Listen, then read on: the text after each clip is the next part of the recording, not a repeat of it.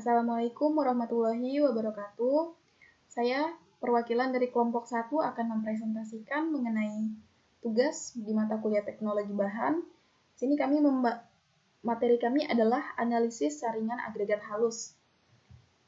Kelompok kami berjumlahkan 7 orang, yaitu saya, Feni Merliani, Nurdinda Soleha, Ani Azizah, Hakim, Safnawati, Riki Nur Hasim, dan terakhir Timur Yuda.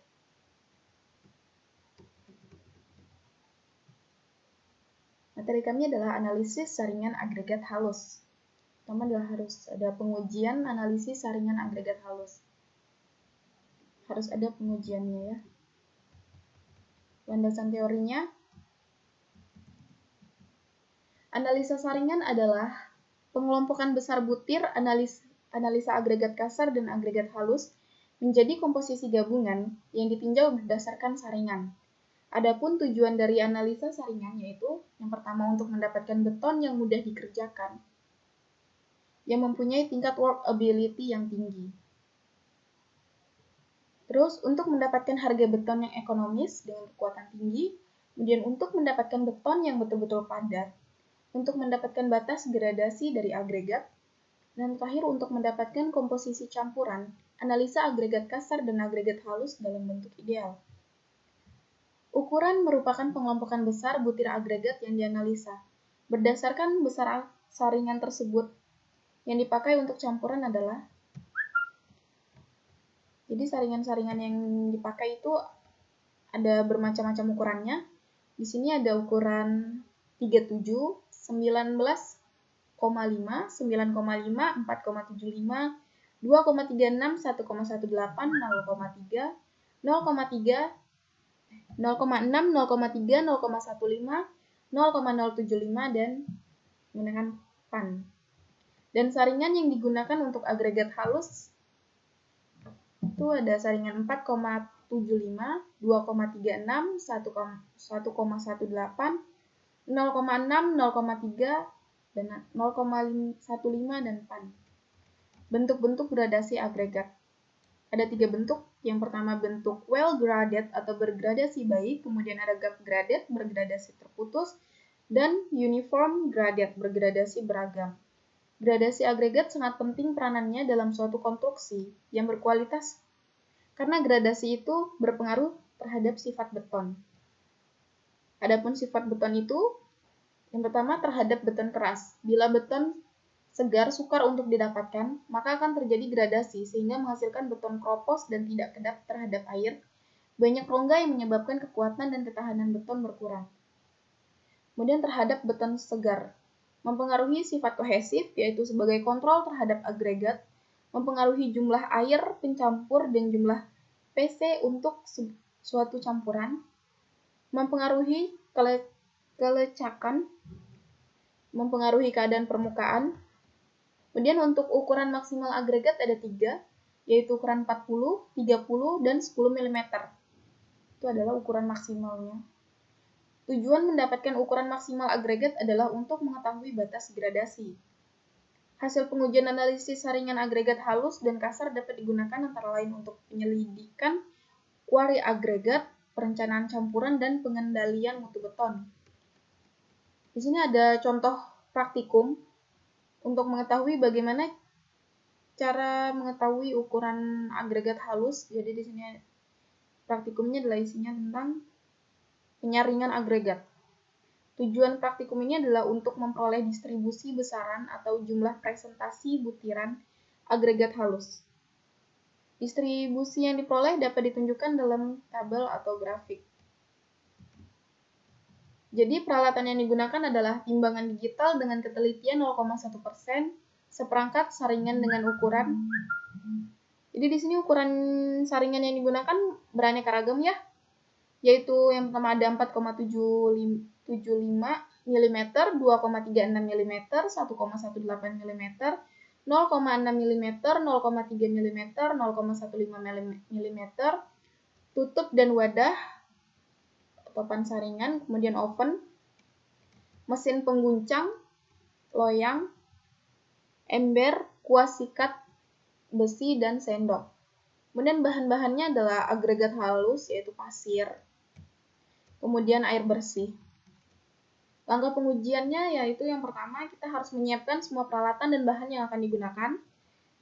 Kemudian siapkan timbangan dan catat berat loyang. Jadi kita harus tahu dulu berat loyangnya berapa. Kemudian masukkan 2000 gram pasir ke dalam loyang dan timbang berat loyang ditambah pasir. Jadi untuk W2-nya itu kita tahu adalah W1 ditambah 2000 gram. W1 itu tadi beratnya loyang ditambah beratnya pasir.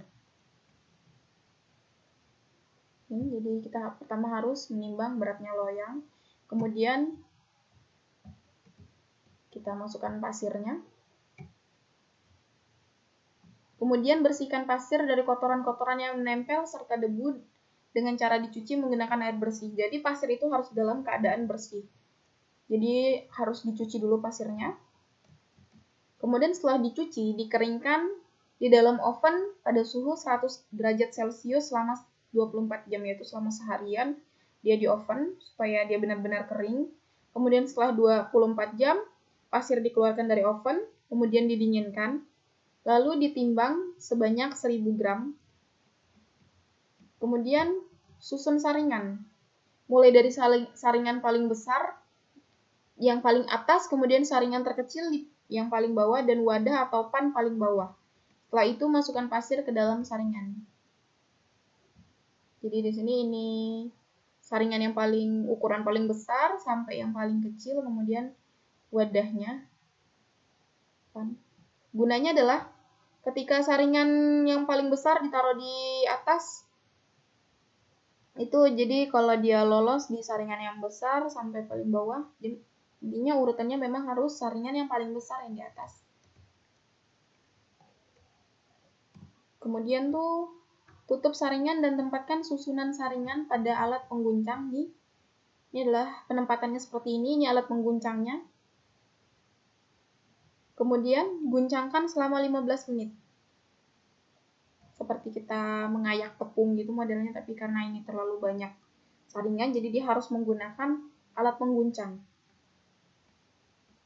Kemudian setelah diguncangkan, timbang masing-masing pasir yang tertahan pada masing-masing saringan hingga wadah atau pan saringan, dan catat berat masing-masing pasir tersebut. Kemudian bersihkan kembali semua peralatan yang telah digunakan dengan sikat atau kuas hingga bersih dan kering. Kembalikan peralatan ke tempat semula, kemudian bersihkan dan rapikan tempat kerja. Karena selesai praktikum, sudah pasti wajib dan harus membersihkan dan merapikan kembali tempat kerjanya. Ini adalah contoh perhitungan dari praktikum yang tadi telah dilakukan. Jumlah laporan pengujian meliputi prosedur praktek dan hasil pengujian.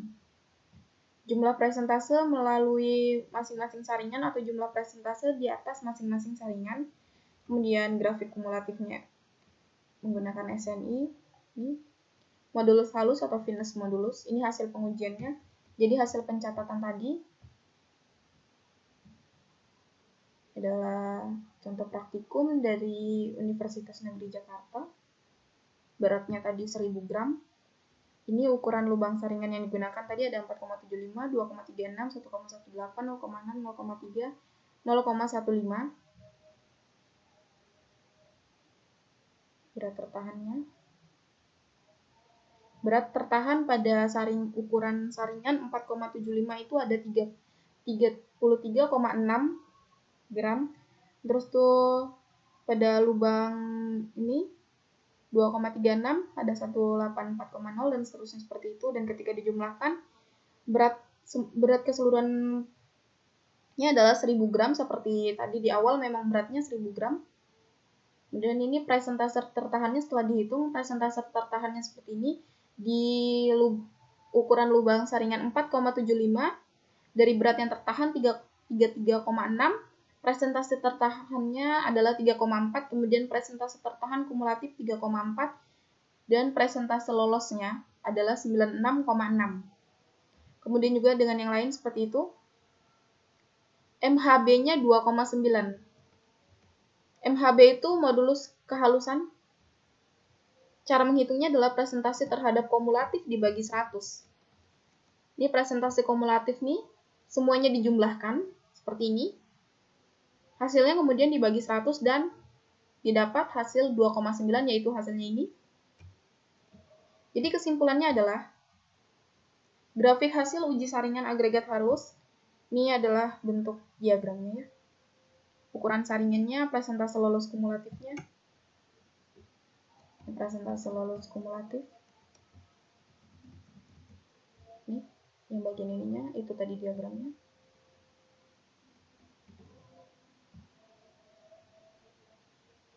Contoh pada saringan 4,75. Persentase lolosnya sangat tinggi. Karena dari datanya juga seperti itu, pada saringan 4,75 persentase lolosnya sangat tinggi. Kemudian pada saringan 0,15 persentase lolosnya tidak ada, 0. Sesuai data juga seperti itu. 0,15 persentase lolos kumulatifnya 0. Kemudian ini adalah grafik. Ini ada tadi grafik presentasi lolos kumulatif, kemudian yang ini adalah grafik kurva batas gradasi agregat halus sedang nomor 2. Ukuran saringannya seperti tadi, terus presentase lolos kumulatif.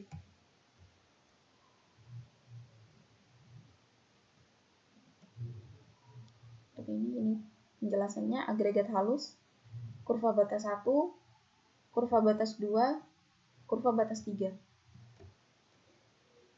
Sekian yang bisa saya jelaskan mengenai materi kami, yaitu materi kelompok 1 mengenai tentang analisis saringan agregat halus, dan tadi sudah saya jelaskan contoh praktikum, dan kekurangan dari presentasi saya memohon maaf atas sebesar-besarnya, karena di sini saya juga masih baru belajar tentang materi ini.